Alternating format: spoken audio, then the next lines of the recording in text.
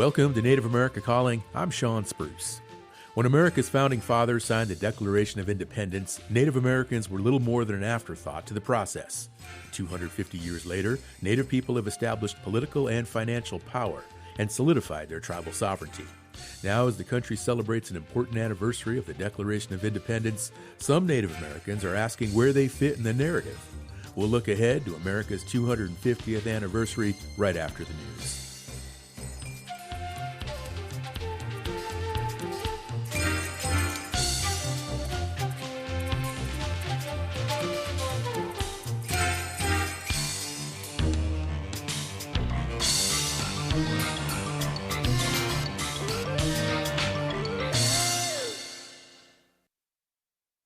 This is National Native News. I'm Antonia Gonzalez. Tribes are raising concerns about ICE activity and the safety of their tribal citizens living in the Twin Cities after 37-year-old Renee Good was fatally shot by an ICE agent Wednesday in South Minneapolis. The Fond du Lac Band of Lake Superior Chippewa, White Earth Nation, Leech Lake Band of Ojibwe, and Red Lake Nation have issued releases expressing remorse for Good and her family. A number of Native groups have also extended their condolences, including the Minnesota Indian Women's Sexual Assault Coalition and Native Women Running. The restaurant Owamni by sous chef Sean Sherman in Minneapolis closed after the shooting. In a social media post, it said it will reopen with a portion of sales this weekend being donated to Good's family. Tribes are encouraging their citizens to report any interactions with ICE to them, to be mindful of their surroundings, carry identification, including tribal IDs, and to check in on elders and relatives in the Twin Cities. The Red Lake Nation is condemning the shooting, saying President Trump must be held accountable for his, quote, war of retribution, and that it has 8,000 members living in the Twin Cities where, quote, ICE is presently terrorizing residents. The Trump administration is justifying the shooting while city and state leaders disagree. The mayor wants ICE to get out of Minneapolis, and so does Lieutenant Governor Peggy Flanagan, who's White Earth. On national television during an interview with ABC News Thursday night, Flanagan said it's time for ICE to get out of Minnesota, to leave them alone, and that enough is enough. Meanwhile, in South Dakota, the Oglala Sioux tribe is also raising concerns about its tribal citizens living in the Twin Cities.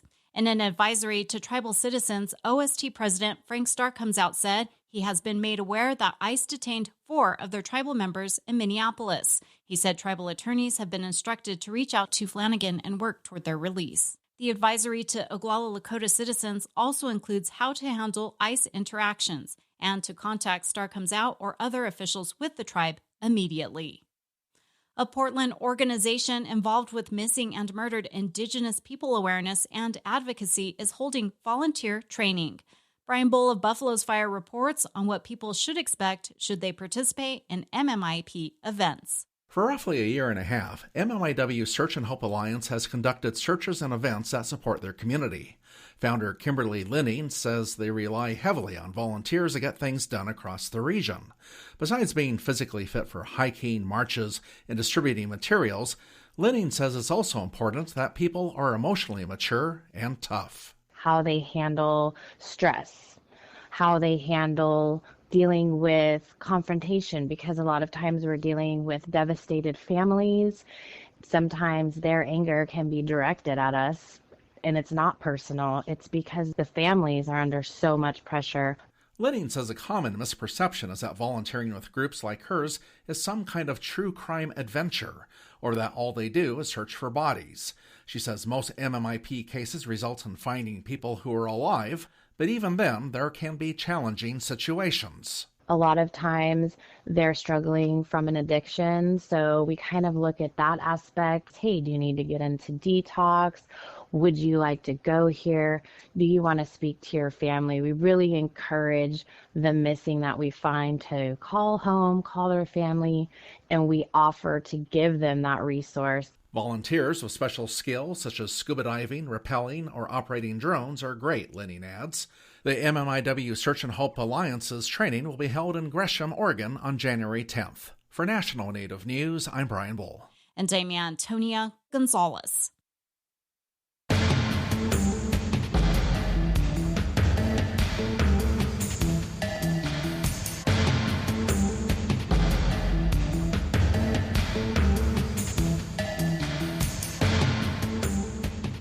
National Native News is produced by Koahnic Broadcast Corporation with funding by the Corporation for Public Broadcasting.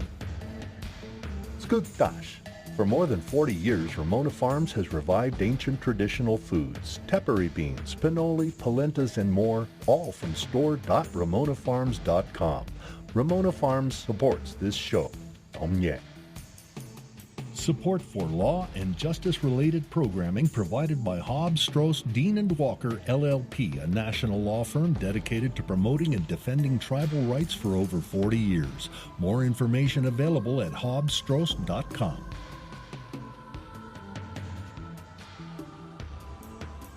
Native Voice One, the Native American Radio Network.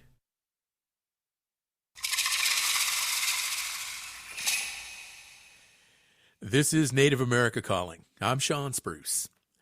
The U.S. Mint started circulating newly designed coins this week as part of year-long celebrations marking the 250th year since the signing of the Declaration of Independence. The coins feature pilgrims and some of the first presidents. A commission established by Congress is guiding the official commemoration of the Semiquincentennial. No Native Americans are on that panel. In fact, some prominent Native people are wondering where they fit in with the Commission's stated mission to strengthen love for the country and a renewed commitment to the ideals of democracy. Native Americans' view of history and patriotism sometimes departs from the mainstream narrative. So the question is, where will the Indigenous story fit in this once-in-a-lifetime celebration of America? Are Native people invited to the planning table? This is a story we'll be keeping an eye on throughout the year, and we invite you, our listeners, to take part in this first discussion. And please call us at 1-800-996-2848. And a little later in the show, we'll also turn our focus to tensions over the fatal shooting by ICE in Minneapolis. Joining us now from Los Angeles, California, is Andre Jacobs. He is the former director of Tribal Partnerships for America 250, a freelance consultant and content creator. He is a member of the Ogutsugagameet Native Council in Bethel, Alaska. Good morning, Andre, and welcome to our show. Jemai, hey, Sean, thank you so much for the honor, privilege of being on Native America Calling. I greatly appreciate it. I'm glad to be here today. Absolutely. We appreciate you as well. And also joining us today from Hogansburg, New York, we have Darren Bonaparte. He is the director of the St. Regis Mohawk Tribe's Tribal Historic Preservation Office, and he is Akwesasne Mohawk. Darren, hello, and welcome to you as well. Sego, thanks for having me. Andre, I want to begin with you. Now, you were initially part of an advisory panel for the planning process of America 250. Tell us more about that work and the messaging you felt was important to get across. Well, yeah, sure. Thank you. Thank you for that. So back in over 50 years ago, in 1973, there were over 150 Indigenous leaders that gathered on the campus of University of Arizona at Tucson. And they tackled the bicentennial, which was, the 200th anniversary back in 76. And so they gathered to talk about, well, how do we want to be a part of this process? So that was in 1973. And then we fast forwarded to 2022, 49 years thereabouts. But we had another effort to gather Native people as part of a tribal advisory group for the Semiquincentennial. And so that's what I had the honor of doing, of galvanizing, bringing together the Native community, bringing together our federally recognized tribes, state-recognized tribes, regional tribal health consortiums, regional tribal consortiums, state commissions, all different parts of the Native community. We wanted to bring together to talk about how our Native community could participate in the Semiquincentennial. So that was established back in 2022. We met a couple of times. And unfortunately, the work that I started, my position was eliminated. So there's no one to do that work right now. There were a lot of findings from the group, findings or observations. And so that was what I shared with the commission, were the findings. What was it that the Native community was interested in as being a part of the Semiquincentennial? So I was honored to get to do that work, if that helps to shed light on the work I was doing there, Sean. Yeah, it does. Now, are you at liberty to say why your position was eliminated? I guess not, but I think Okay. that, if we look at the time period that we're in right now, the currents of policy with the new administration compared to the previous year, previous administration, I think people can get an idea of where we're at in this country and why I'm doing other work now. Okay, got it. Now, President Trump has appointed his own panel to guide this year's events. Are there any Native people that are still any part of America 250 planning or any tribal partnerships that you know of? So we had a founding partner with America 250 when I was there, and it was NCAI. So we had presented at two of NCAI's conferences, one in Vegas and one in North Carolina about a year and a half ago. I think it was the semi-annual NCAI meeting in July, I think. So we have previously done outreach to the Native community at the national scale through NCAI as a founding partner for America 250. Okay. Now, we did mention at the beginning of the show that the U.S. Mint is issuing coins that are connected to what's being called America's 250th birthday. Organizers also say on July 4th, there will be the largest Independence Day celebration in history. Do any other events stand out to you right now? Oh, that's a great question. You know what I would, if I could, Montana, I find very interesting. Their state commission, their motto, I believe, is Mintakuye Oyasin. I hope I pronounced that correctly. We're all related. And so I believe that there are also 50 state commissions, seen as we're United States. And so every state has its own commission. So there'll be very different approaches, very different lenses, the way that states want to commemorate, honor, remember America. But I would say that, just thinking off the top of my head, I'm intrigued at least by Montana leaning in, using a very honored phrase in the Native community.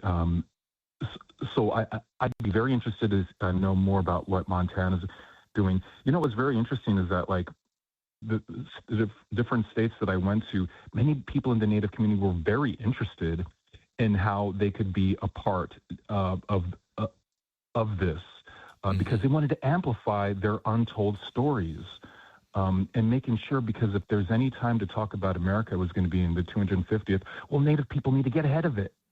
I mean, if we've been here 40 times longer than the rest of America, we should get ahead of the messaging.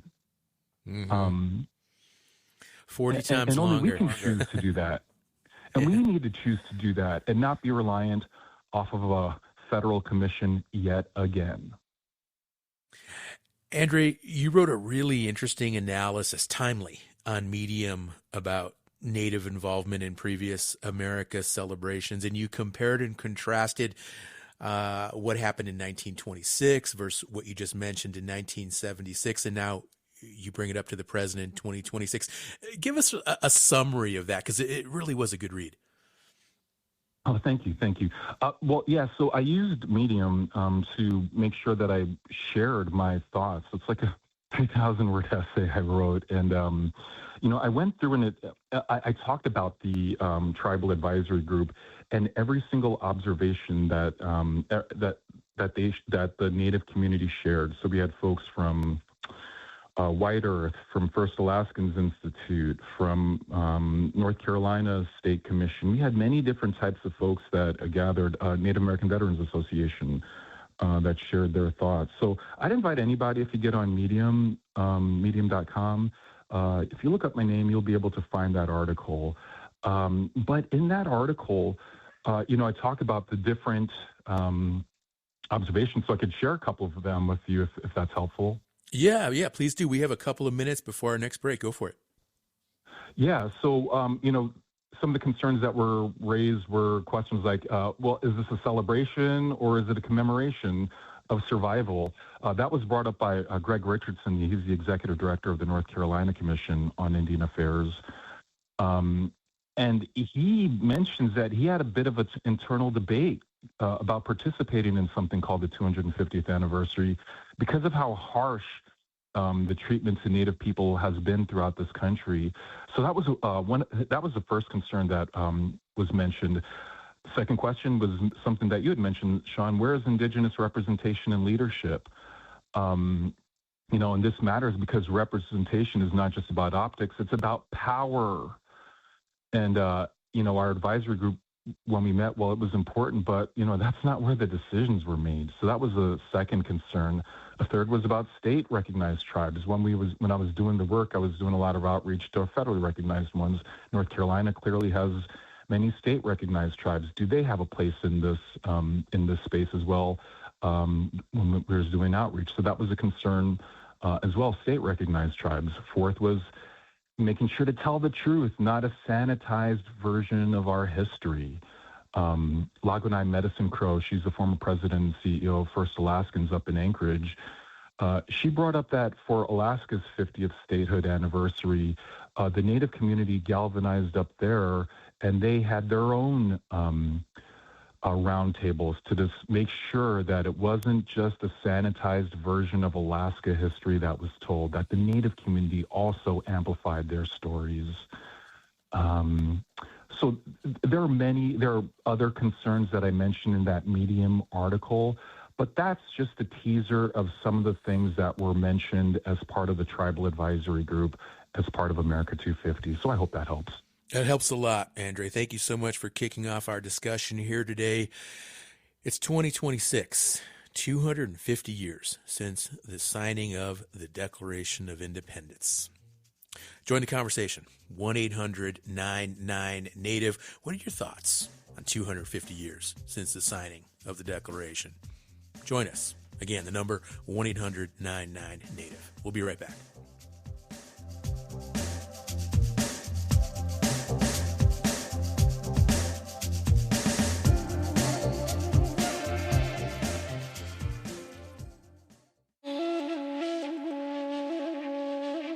A Nevada tribe calls a partnership with the silver and gold mining company historic. In addition to tribal revenue sharing and oversight, the agreement includes language revitalization and healthcare improvements.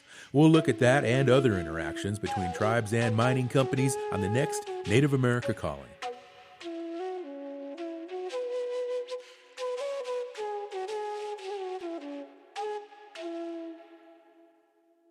Repatriation is the return of ancestors and stolen culture. The Association on American Indian Affairs is hosting the 11th annual Repatriation Conference, Feeding the Fire, Advancing the Movement, in February 2026. This fully virtual conference will offer small group interactive workshops, strategies, networking, and more to advance domestic and international repatriation. More at indian-affairs.org. The association supports this show. You are listening to Native America Calling. We're talking about Native inclusion in the nation's 250th anniversary. The federal government just launched a year-long national campaign called America 250 to commemorate and celebrate American independence and statehood. How should Native people be included in discussions of the birth of the nation? You can let us know. You can join this conversation. Just call 1-800-996-2848. And that number is also 1-800-99-NATIVE. Let's get some calls going. Again, 1-800-99-NATIVE. Darren Bonaparte is the director of the St. Regis Mohawk Tribe's Tribal Historic Preservation Office. He joins us now from Hogansburg, New York. And Darren, Mohawks and other Northeast tribes, your people, played a major role in the American Revolution, touched off by the colony's separation from British rule. How do you expect that history to be discussed in the coming year? Well, it's a very complicated story because we were on both sides during that war. The majority of the native people of the Northeast, particularly the Mohawk and other Iroquois people or Haudenosaunee, were predominantly with the British. And that's because we had a long-standing covenant with the British called the Silver Covenant Chain of Peace and Friendship. And that had been a mainstay of our lives for so long that when the colonies rebelled and tried to throw out, the British Empire, a lot of our people had to stay true to our covenant membership, and we were pressed upon to support the British. So most of our people did, but there was a small group that did support the American cause, the rebellion, and here in Akwesasne, we have an ancestor by the name of Colonel Lewis Cook, who was given a lieutenant colonel's commission during the war. So that's what I've been doing for the last 2 years, is I've been writing his biography. Well, tell us more about Mohawk Colonel Lewis Cook and this book you're writing. Well, he was actually half Abenaki and half African. He had been captured in a raid in 1745 on the community of Saratoga. This is during King George's War. And by the time he was a late teenager, early 20s, he was drawn into what they call the French and Indian War, where he was just a regular warrior fighting alongside the Kahnawake Mohawks. And when the American Revolution broke out, he was in his 30s and had risen up as a kind of a warrior leader.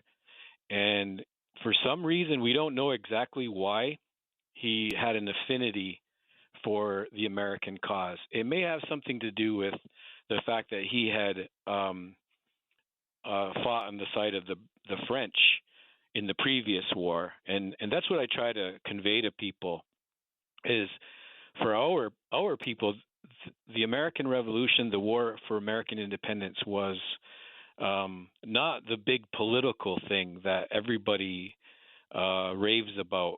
To us, it was just another of these periodic wars that were breaking out all around us.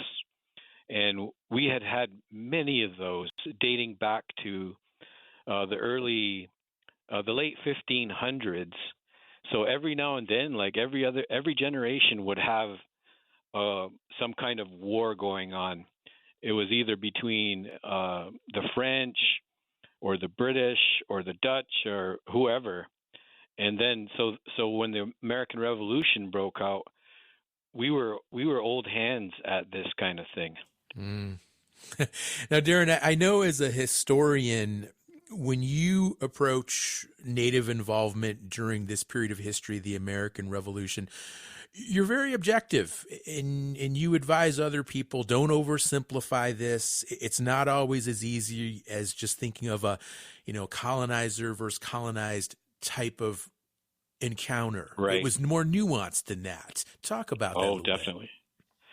Bit. Well, the fact is that we can't look at things as we can't look at European colonization as just a great big tidal wave sweeping across the land, going from east to west. It was a lot more complex than that. And by our locations, we usually had a colony nearby that we were engaged in trade with. And so when that trade began, the goods that we got kind of created an arms race among our people, that the weapons changed, the tools changed, the clothing changed, just about everything changed.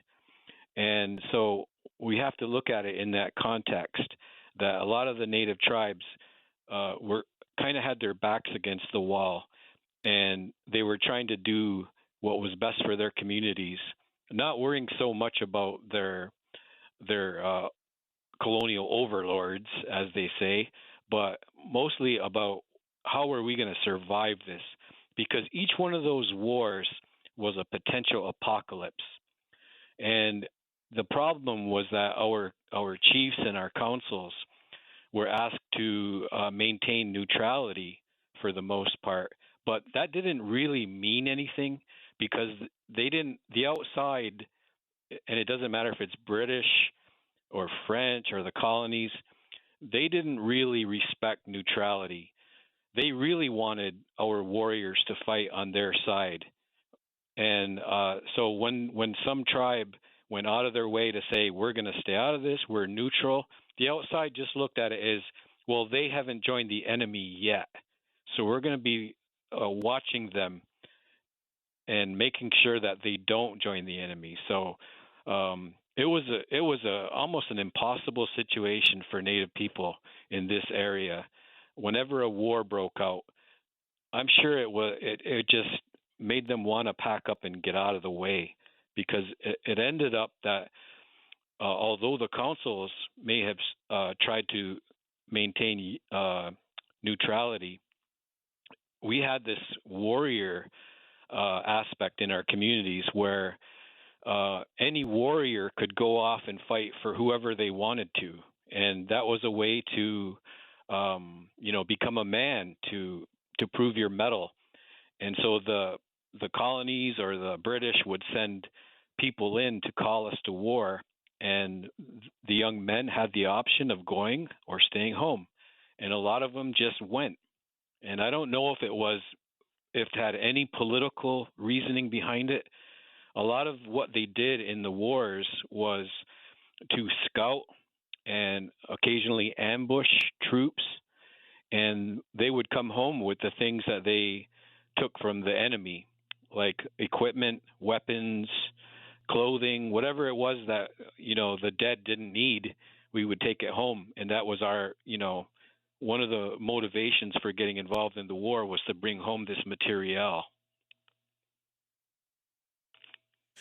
A lot of what we're talking about today with America 250 is this whole concept of patriotism. What does it mean to be patriotic? And what I'm hearing from you is, again, a very complex concept when we think of patriotism from a Native perspective, and these warriors going out and choosing alliances and basically claiming their destiny.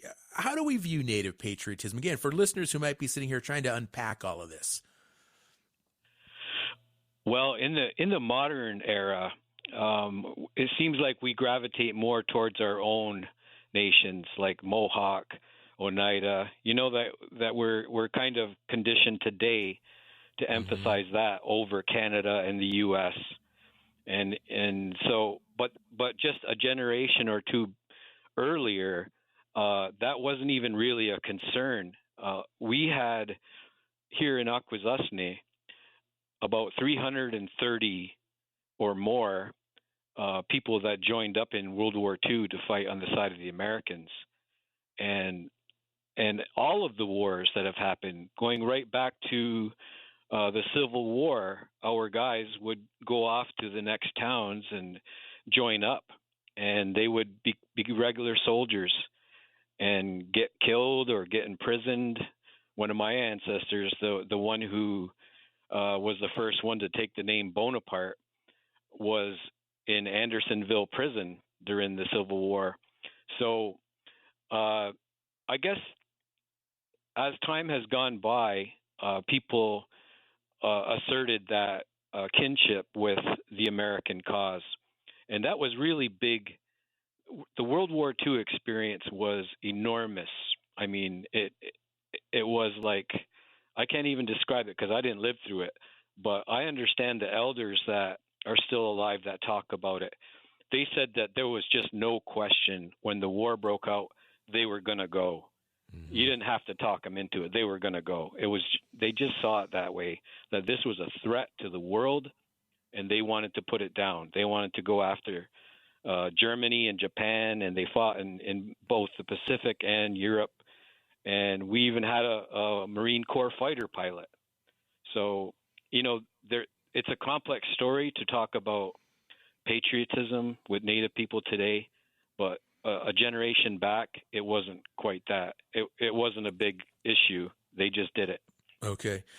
My grandfather was a World War II veteran as well. He described it the same way, like there was no question.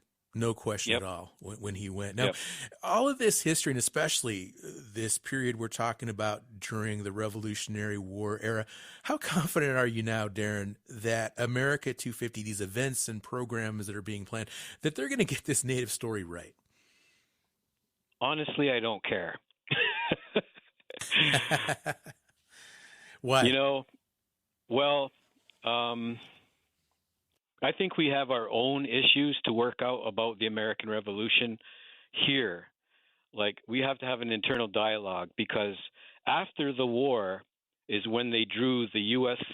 Canada border right through our village here in Akwesasne. I think it was Ben Franklin sitting in Paris negotiating the end of the war with the British. They rolled out a big map and they said, how about if the border between British territory and American territory runs down the St. Lawrence River until it reaches the 45th parallel, and then it'll go towards Maine. And it just so happened that our village was right where the 45th parallel meets the St. Lawrence River. So I don't think Ben Franklin had a little triangle on his map for Akwesasne. I don't think he had even heard of us, but we're left with that, and so we live through the aftermath of the American Revolution every day, because we have the border going through our territory. It's still the same way. I have to drive through the border 3 or 4 times a day just to go to work, because I live in Cornwall, Ontario, and my office is in Hogansburg. So all the customs officers on both sides, Canada and the U.S., they all know me personally because I go through all the time. And so it's a curious thing that when I give little talks about history, is people realize that it may have been a quarter of a millennium ago, but we're still very much divided because of that. All right. Thank you, Darren. Andre, I want to ask you your thoughts with regard to this concept of patriotism and how you view Native patriotism. Great question. Well, I like creating content now, and I actually just did a post about what this country means to me, and I guess it makes me think of patriotism. And for me to be patriotic, what I think that means is that I need to invoke my ancestors, my Black side, my mom's side of the family, my African American side of the family. They were a part of the Sisters of the Blessed Sacrament. They loved their Catholicism. On my Native side, my Alaska Native values, taking care of our elders, knowing that we're all related, having patience. So what does patriotism, I think, mean to me? I think it means to take action is what I think patriotism means as a modern, Native Black man, taking action and using everything, all the toolkits, my ancestral toolkit that I have, making sure to use that for everything I do today. So that's how I view patriotism for myself in 2026. And it took me a while to finally get here as I was working, at America 250. But that's what I do believe is patriotism for me is to take action and to honor my ancestors by doing things, by creating things, by loving people, by understanding that we're all connected. Mitakuye Oyasin, we're all interconnected, people, animal, plants, land, water. Making sure that they're all protected today is what I find to be patriotic. Thanks, Andre. Darren, back to you. I want to talk about the new Ken Burns documentary, The American Revolution, because you took part in this project and it references what is called the Iroquois Confederacy. And this is another history that is often presented. It was an inspiration for U.S. democracy. And it's something that we've talked about on this show in the past, and it's likely to be included in many historical accounts of the birth of the nation. But what is your understanding of how this narrative became accepted as fact? And is there nuance here that we also need to consider? Yeah, it is. It's a very complicated story. Well, first of all, back before the revolution even broke out, it was very common for colonists to don Indian garb and paint war paint on their faces and kind of imitate Native warriors when they were doing their political acts. And you see that actually in the wars too. There were scouting parties that would imitate Native tactics and even appearance. And sometimes we'd get the blame for their raids and things. So when the people of Boston did the Boston Tea Party, they would paint up as Indians and sneak aboard. That was both to disguise their own identities and also to kind of put the fear into whoever they might encounter that they were up against Native warriors. And it wasn't just because there was a sale on Native costumes at Ye Old Costume Shop of Boston. It had a very long tradition behind it. And I think Natives kind of generally have, they kind of have a ungoverned, free reputation that, we're the ultimate free spirits. And so I think we were a potent symbol for people to kind of rally around. But the reality was that for the real Native people that were, in harm's way, we were like the first thing that they wanted to neutralize. So it is a very complicated story. All right. Thank you, Darren. We're going to take a break, and we'll come back, and the phone lines are open for listeners who would like to join us, 1-800-996-2848.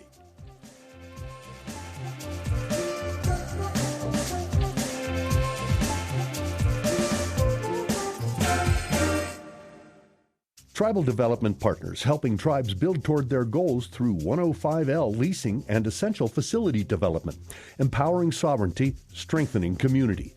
More at tribaldevpartners.com, proud supporters of this show. Ready to expand your reach and inspire change?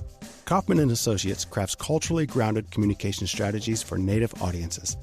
More at kaufmaninc.com, KAUFFMANINC.com. This is Native America Calling. We're going to turn our focus now to Minneapolis, Minnesota, where an ICE agent shot and killed a woman earlier this week, sparking outrage by citizens who are expressing their concerns on the streets. The shooting was within several blocks of the site where George Floyd was killed by a Minneapolis police officer in 2020, an event that sparked riots. Public schools, many restaurants, and other businesses are closed out of concerns for safety. Share your thoughts on the matter. Give us a call, 1-800-996-2848. And to help us better understand this issue, we have Robert Lilligren on the line, who joins us now from Minneapolis, Minnesota. He is the chair of the Minneapolis Metropolitan Urban Indian Directors and president and CEO of the Native American Community Development Institute. He is White Earth Ojibwe. Robert, hello, and welcome back to Native America Calling. Yeah, bonjour, John. Thanks for having me. Bonjour. Yeah, thank you for joining us. What's the tone in Minneapolis right now? What can you tell us? It is very tense here. It is very somber here, and people are angry, rightfully so. People are demonstrating and expressing their anger in very coordinated and organized ways, and there's a huge move to keep things peaceful and to not let this erupt into violence. We have experiences in the fairly recent past with the murder of George Floyd, and of course, outside provocateurs and agitators generated violent response. And so we're trying to be peaceful. We're doing a very good job at staying peaceful so far, but the ICE activity is not letting up. Right now, as I'm speaking, I'm in my office on Franklin Avenue, which is the American Indian Culture Corridor. And there's ICE actions taking place up and down Franklin, all through the Native community. And so we're having an organized response and re-implementing some of the protection measures we put in place during the George Floyd era.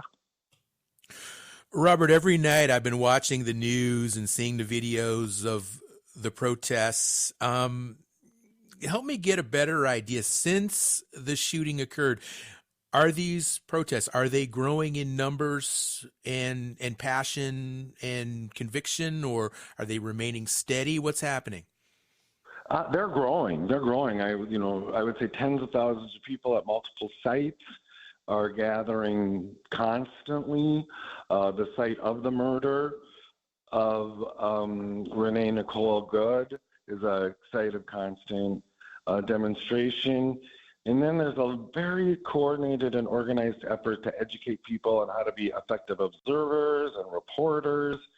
There's all kinds of chats on like Signal Chat and things that are keeping people updated. I was traveling between meetings from Division of Indian Works, which is on East Lake Street, just about a mile south of East Franklin, where I'm sitting right now. And there was ICE activity on one of the major intersections there. And very quickly, observers were gathering, people were videoing, blowing their whistles. So we're trying to do our best to keep our people safe. And with that in mind, Robert, I understand that your organization is working on an emergency plan. Tell us more about that. Well, I would say we're part of it. There's a community-wide emergency plan. During the riots after George Floyd was murdered, Minneapolis just kind of blew off, right? And there were parts of Minneapolis that burned. And I fully expected East Franklin, the American Indian Cultural Corridor, to be one of those places that burned. But we came together as a community. We decided rather than boarding up our buildings, we would use people to provide protection. And so we had a very coordinated effort. There was some 500 volunteers. Our building, we kind of turned our building over to the community, and this was the headquarters. And we did a very good job. The only property damage along East Franklin was one broken window and no injuries. And so Native people organized, used our own resources to keep not just our Native people and assets safe, but our non-Native neighbors and their assets safe. And we did it very effectively.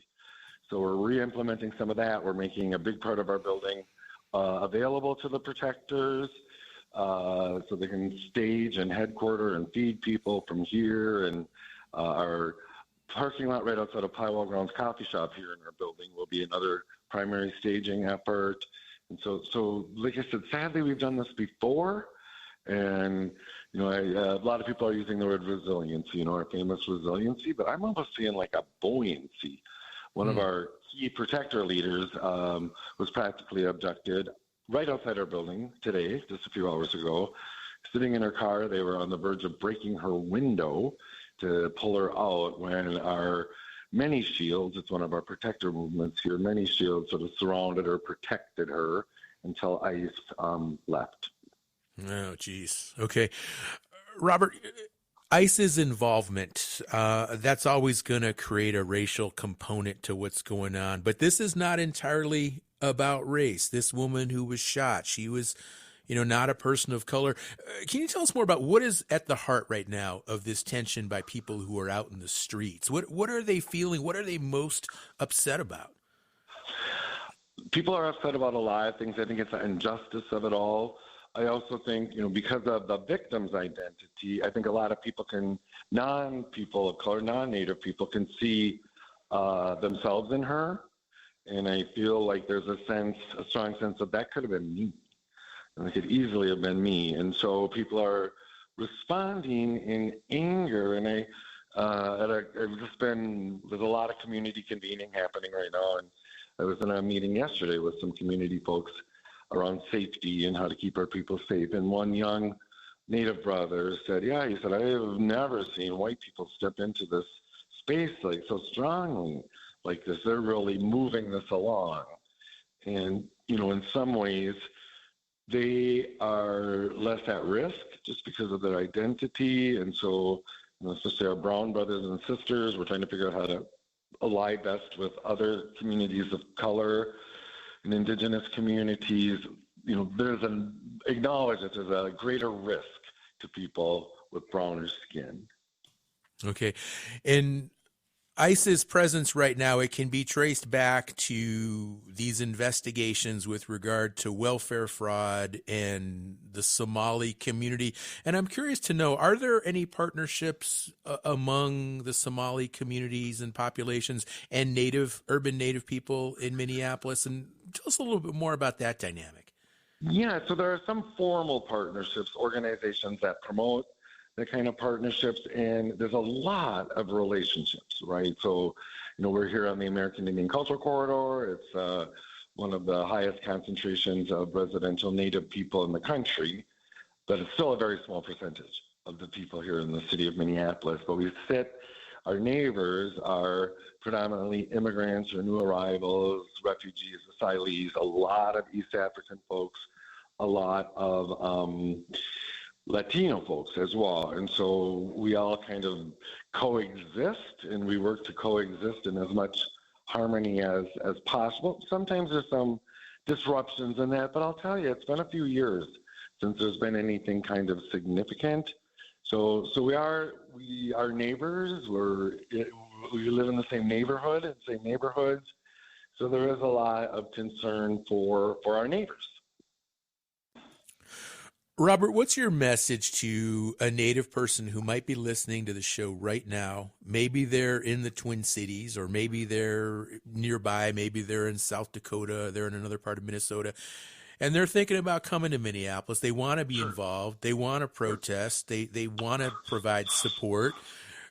What's your advice? What do you recommend in terms of just, again, going back to this issue of safety? Great. So we do have a lot of folks from the reservations and from outstate that are heading in right now to help with the protectors movement. The same has happened during the George Floyd era. So a lot of that network is activated, but one place people could go for information on how to help, if folks are on Facebook, I would advise they go to the Metropolitan Urban Indian Directors community page. So that's MUD, M-U-I-D, the community page on Facebook, or to our website, which is MUD, M-U-I-D-M-N, mudminnesota.org. And as quickly as we can, I'm literally working on some communications here as I'm talking to you. We're trying to get up-to-the-date info out. Two things I would really impress. This is a very fluid situation. And so the first thing I would advise is protect yourself. Your safety is the priority here. And the other is we need to keep this peaceful. And our elected leadership, our governor, our mayor, everyone's emphasizing, if this turns violent, it gives the feds more reason to deploy more troops here. Okay. And that would be catastrophic. Well, let's talk more. We know it's catastrophic. So. Yeah, absolutely. Let's talk more about state leaders and community leaders and how they are responding, because they have to walk or manage a pretty tight rope here. I mean, on one hand, acknowledging this rage and what has happened, but also being cognizant of the violence and destruction that could erupt if things get out of hand. How do you think they're doing overall in terms of just saying the right things and doing the right things in light of all these tensions?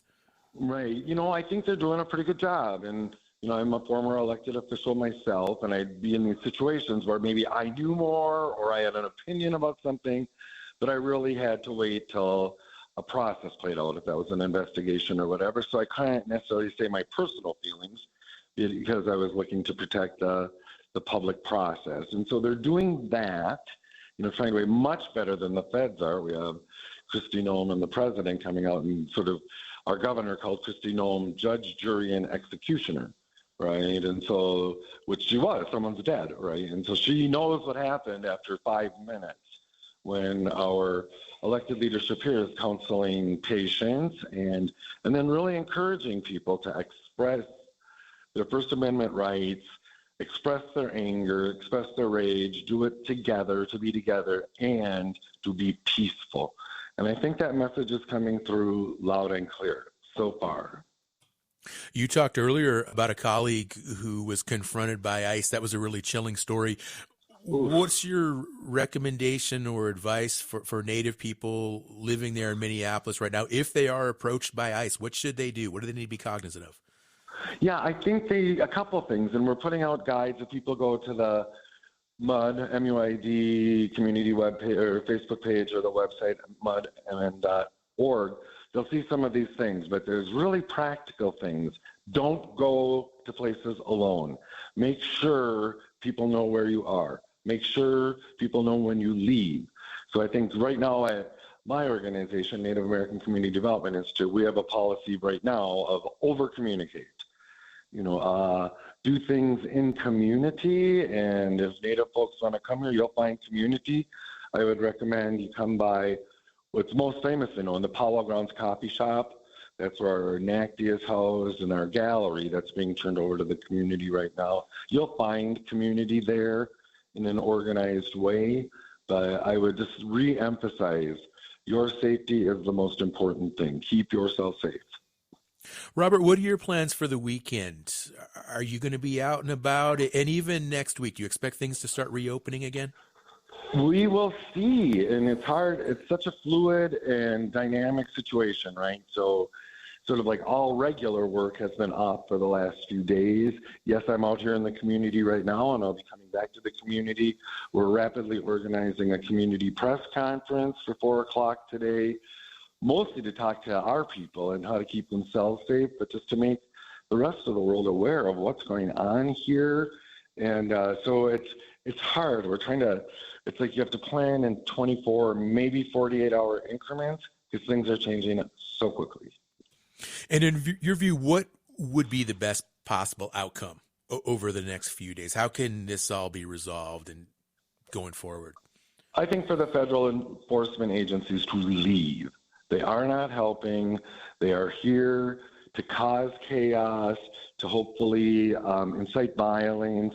They're giving all this space to these outside agitators to come in that can turn these peaceful demonstrations violent, which is exactly what happened during George Floyd. It wasn't people here that started the violence. It was people coming in from the outside who wanted violence to erupt. So I think ICE leaving would be the best thing to happen, absent that. And we'll see. Supposedly, and we don't really know, but this was supposed to be a 30-day initiative, and now we just got word that more federal agents are supposedly on their way, reportedly on their way here. But it's not helping. And so I feel like the community side, and especially with the Native communities and Indigenous communities and BIPOC communities, this dynamic and this feeling isn't that unusual for us, right? We're used to being under attack by our federal government. And so I think it's really looked to these buoyant BIPOC communities to kind of lead our way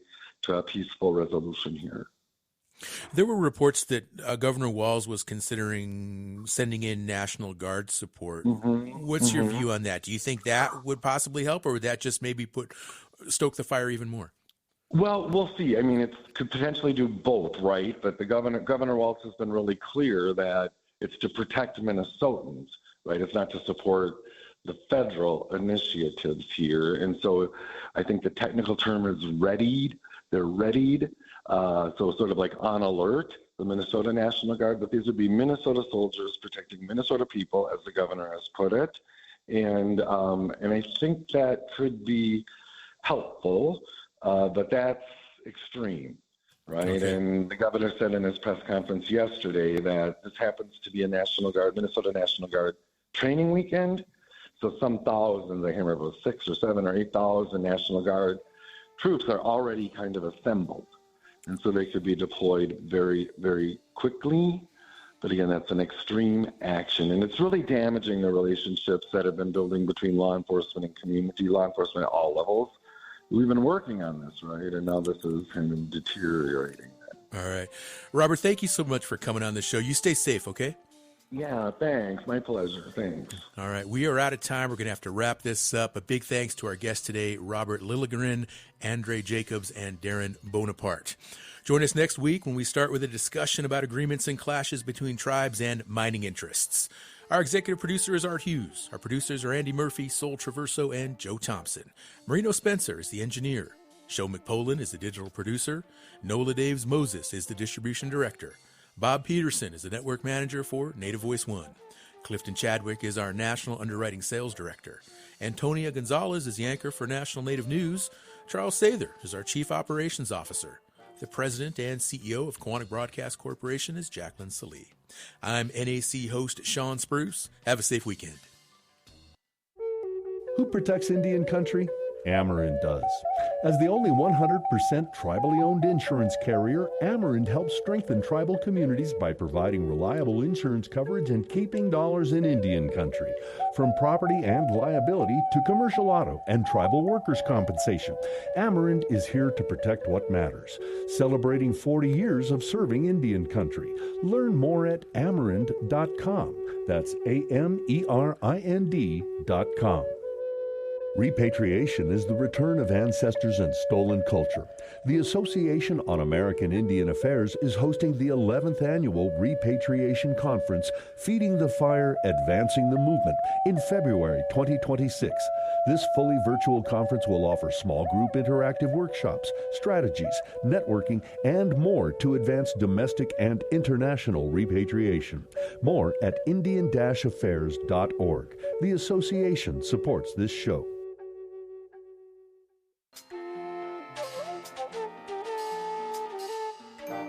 Native America Calling is produced in the Annenberg National Native Voice Studios in Albuquerque, New Mexico by Koahnic Broadcast Corporation, a Native nonprofit media organization. Funding is provided by the Corporation for Public Broadcasting with support from the Public Radio Satellite Service. Music is by Brent Michael Davids. Native Voice One, the Native American Radio Network.